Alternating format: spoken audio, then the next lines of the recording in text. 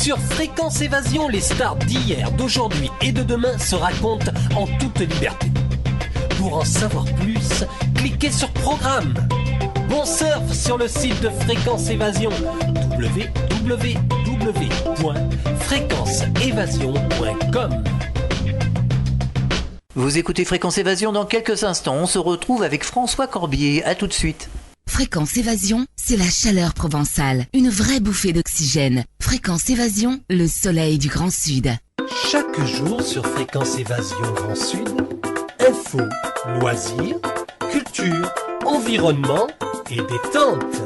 Fréquence Évasion, www.fréquenceévasion.com. Nous sommes en compagnie de François Corbier sur Fréquence Évasion. François Corbier qui est, le moins qu'on puisse dire, un chanteur engagé et qui fait des tournées, notamment dans le sud de la France. Il vient dans la région de Toulon. Alors François Corbier, le moins qu'on puisse dire, c'est que vous n'avez pas l'air d'être copain avec Nicolas Sarkozy. C'est pas mon copain, c'est un type qui ne m'intéresse pas, comme ne m'intéresse pas plus d'autres politiciens. Il faut bien reconnaître une chose, c'est que le boulot d'un politicien, normalement, c'est d'être à notre service. On l'élit pour qu'il nous représente. Or, on s'aperçoit à travers l'histoire des républiques que malheureusement, les gens qui sont élus se servent du pouvoir pour servir leurs intérêts. Donc ces gens-là, effectivement, ne m'intéressent pas. Moi, je serais tout à fait partisan de ficher tous les hommes politiques, parce que c'est quand même eux qui sont les vrais dangers. Lorsqu'on fiche des enfants, lorsqu'on fiche un type qui a fait une connerie et que toute sa vie on va suivre cette fiche, je trouve que c'est un peu ridicule, alors que le vrai danger vient de l'homme politique, puisque c'est lui qui nous envoie à la guerre tuer les voisins. Donc s'il y a un vrai danger quelque part, c'est le politicien, c'est pas l'individu. C'est ce que je dis. Mitterrand ne m'intéressait pas plus.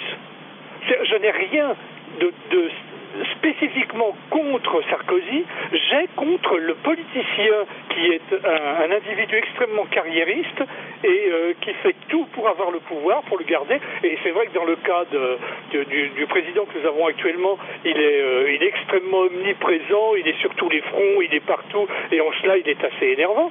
Mais il n'est pas plus énervant que ne l'était Mitterrand, qui était quand même un type qui a bossé pendant une période de son existence avec Pétain, et qui s'est fait élire sous un régime de gauche. C'est quand même, on sent bien qu'il y a du carriérisme chez ces gens-là. Ils en ont rien à foutre de nous. Ce qu'ils veulent, c'est le pouvoir. Il y a une volonté, François Corbier, chez vous, c'est de montrer justement là où ça fait mal. Si c'est possible, essayez d'en rire en tout cas, parce que si on se met à pleurer, ça va être terrible. On va tous pleurer, on va voir les godasses mouillées. Donc c'est pas la bonne solution. Non, la bonne solution, c'est d'essayer de rire, parce que contrairement à ce qu'on dit, que le ridicule ne tue plus, c'est pas vrai. Si un jour un journaliste avait suffisamment de talent, suffisamment d'entre-gens, de possibilités, je vais dire même de couilles, pour montrer à nos politiciens le ridicule de leur situation et comment ils sont ridicules, je pense que ces gens-là, bien sûr, n'iraient pas se suicider, mais au moins tout le monde pourrait continuer à se moquer d'eux. Ce serait bien. Une chanson que nous avons remarquée dans votre album, c'est La Belette. Notamment, vous mettez en relief certains problèmes ou aberrations du gouvernement. Par exemple, un député qui se loge dans un appartement de 600 mètres carrés qui n'est pas au courant, et alors qu'il y a les enfants de Don Quichotte qui dorment chaque nuit au bord de la Seine dans des tentes. Par exemple, ça aussi, c'est une injustice. Sans parler des malversations des élus. Mais voilà, exactement. Donc, on va pas leur jeter la pierre, ça ne sert à rien. Ça ne sert strictement à rien. Par contre, se moquer d'eux, on dit mais 600 mètres carrés, c'est rien du tout. Pourquoi n'obtenez-vous pas un logement de 800 mètres carrés, de 2000 mètres carrés?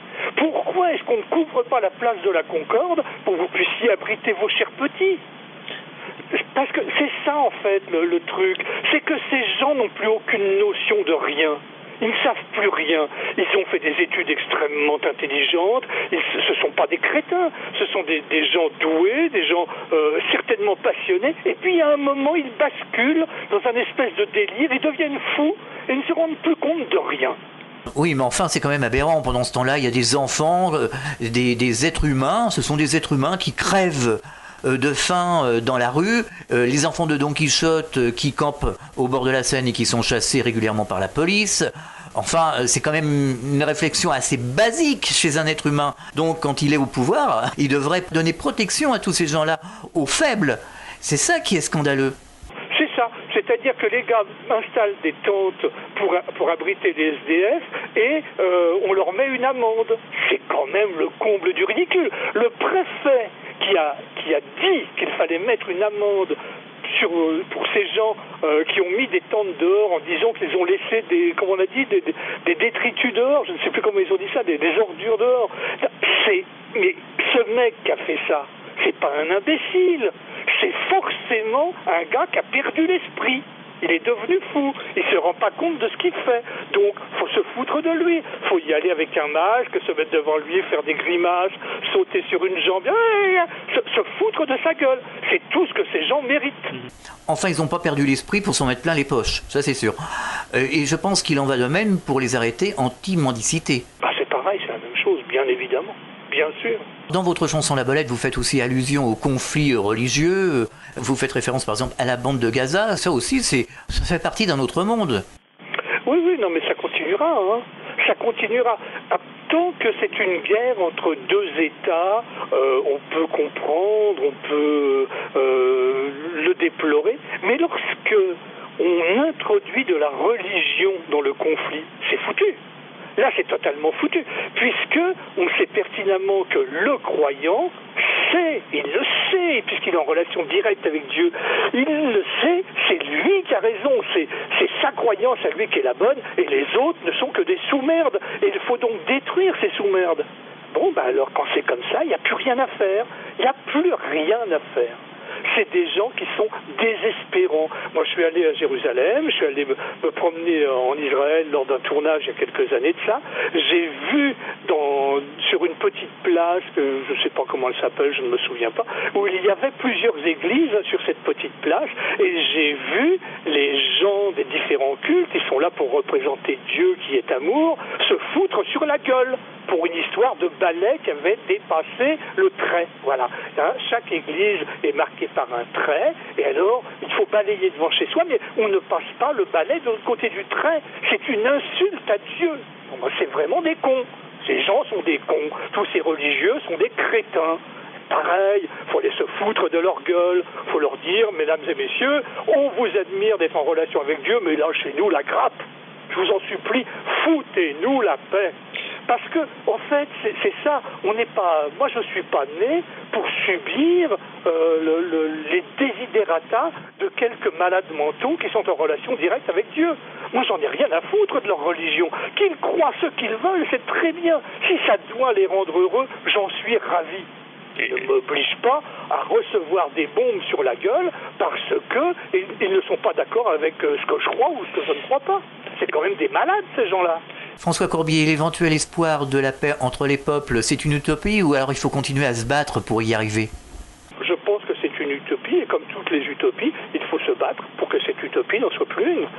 Si on avait écouté nos dirigeants ou nos religieux, souvent il y a des tas de choses qui n'auraient jamais pu être faites. Heureusement qu'on s'est battu pour changer les lois, pour faire avancer l'humanité. Heureusement. Alors toujours dans votre chanson La Belette, vous faites référence à tout ce qui se passe dans les banlieues. Ce qui se passe dans les banlieues, c'est la résultante de tout ce qui n'a pas été fait, qui a été mal fait, qui a été mal comprise.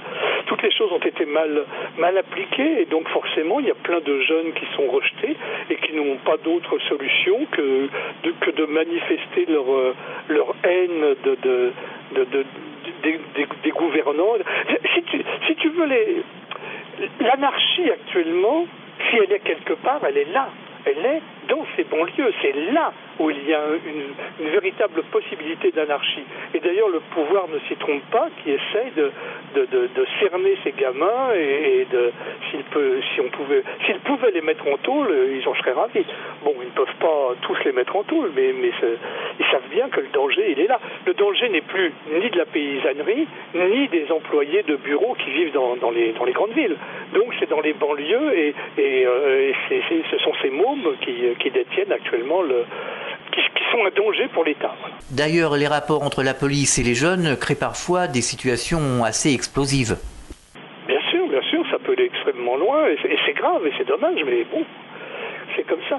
Quand je vois qu'actuellement, là, il y a deux jeunes gens, un garçon et une fille, qui sont encore en tôle, pour autant que je sache, puisque j'ai pas entendu dire qu'ils avaient été libérés, suite à une possibilité qu'ils aient participé à la destruction des caténaires des TGV.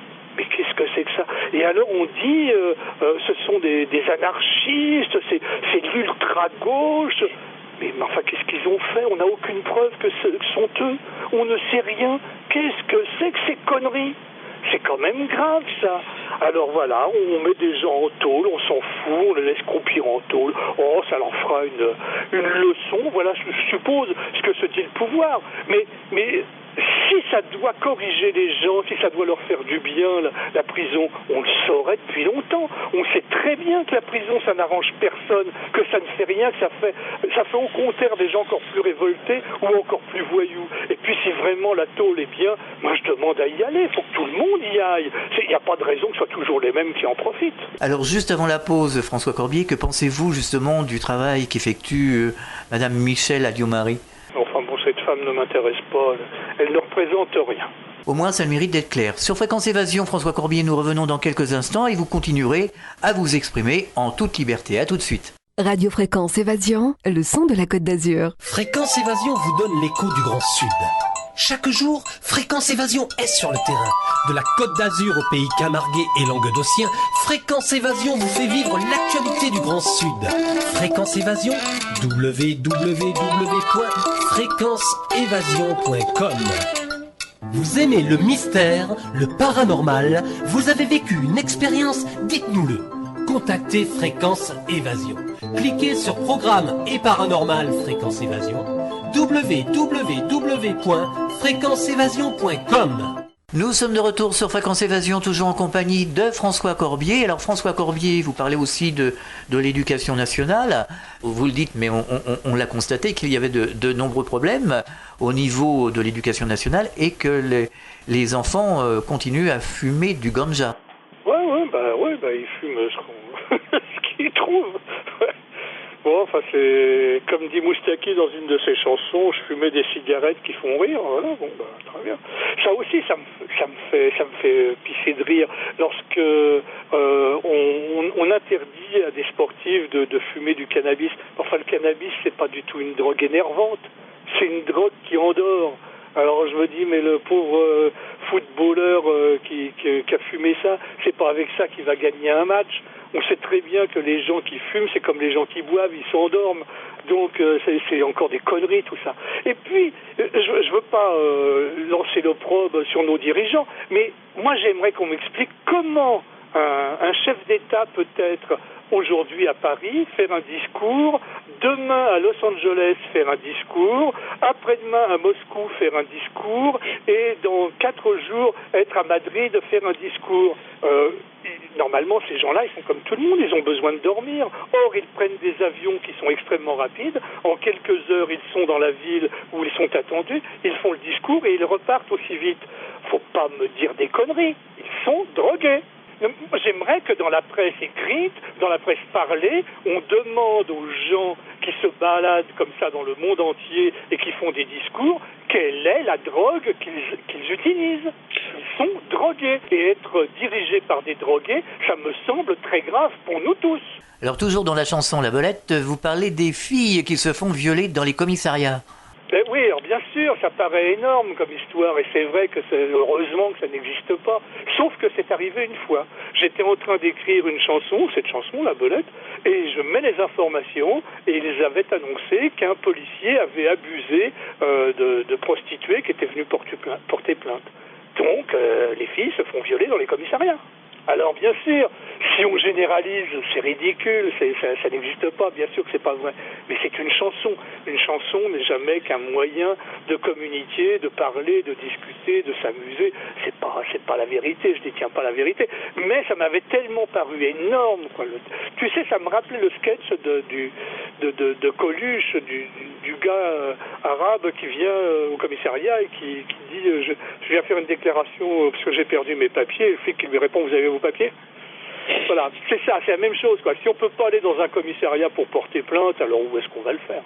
Alors vous dénoncez également les conditions de travail, vous dites toujours travailler plus pour finalement gagner moins et au bout du compte arriver à pas grand-chose. Oui, c'est vraiment tout à fait ça, quoi. Puisque travailler plus pour gagner plus, c'est une blague totale. Alors peut-être qu'il y a quelques personnes qui effectivement bénéficient de ça, mais dans l'ensemble, on peut pas dire ça. Moi, autour de moi, je vois des tas de gens qui s'emmerdent parce qu'ils travaillent beaucoup plus, parce que dans les entreprises, on a dégraissé, comme on dit élégamment, et alors, il faut bien faire le boulot quand même. Donc ces gens travaillent plus, mais ils sont pas payés plus, donc c'est des âneries. On en dit des âneries, il faudrait faire attention avant de mettre le bulletin dans l'urne. Vous parlez également dans une autre chanson de l'affaire du sang contaminé. Vous dites que vous êtes choqué par ce qui s'est passé cette année-là en 1985. Bah ouais, malheureusement, quoi. Là encore, moi j'aurais préféré que ce genre d'histoire n'arrive jamais. Bon, alors qu'est-ce qui s'est passé?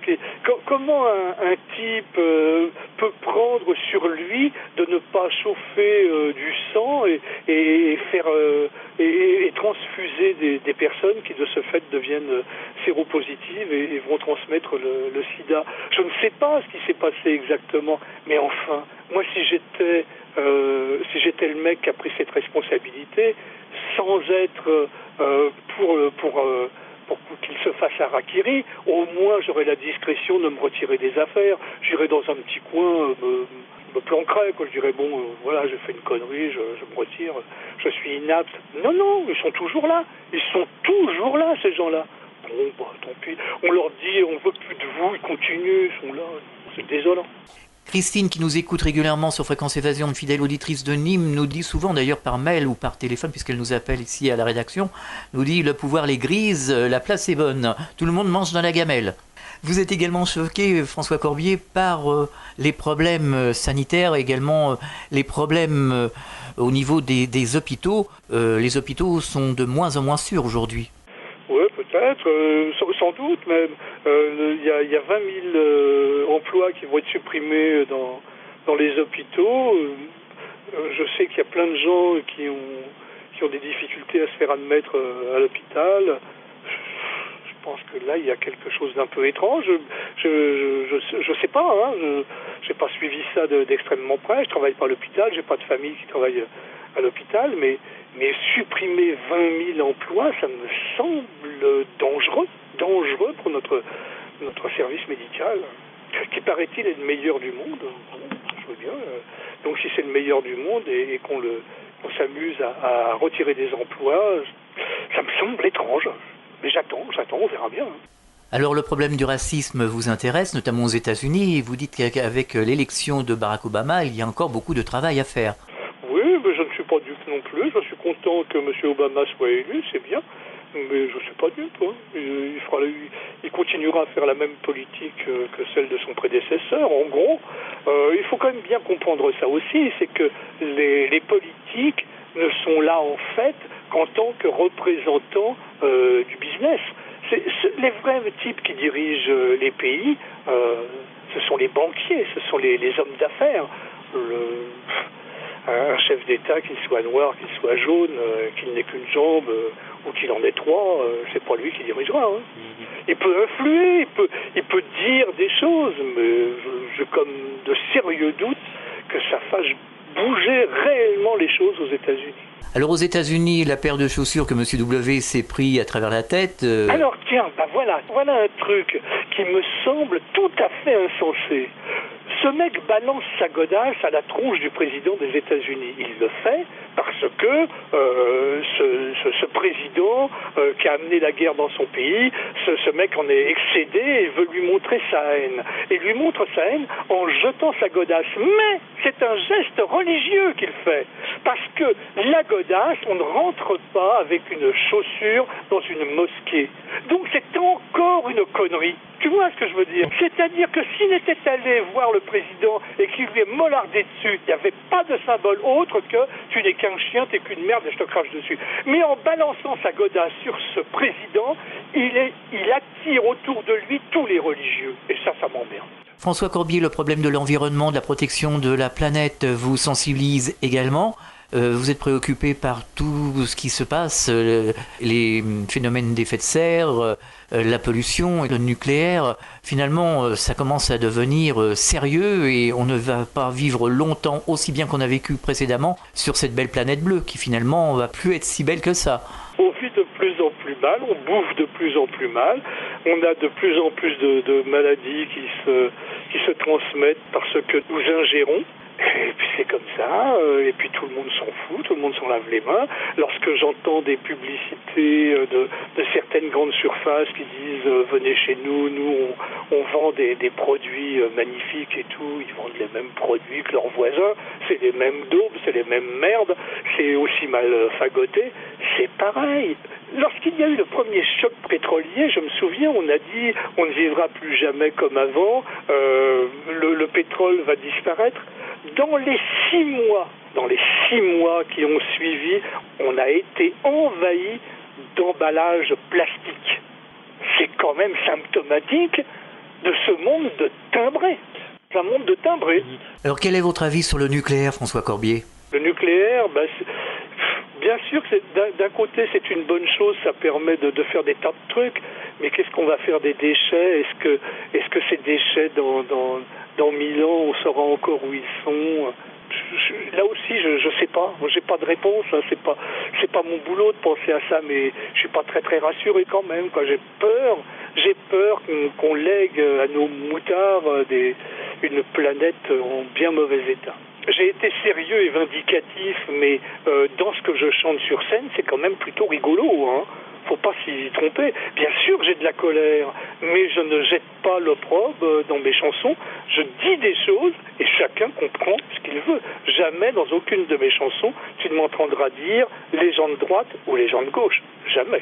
D'ailleurs, on peut dire que La Belette, c'est une chanson avec l'esprit un peu boy scout.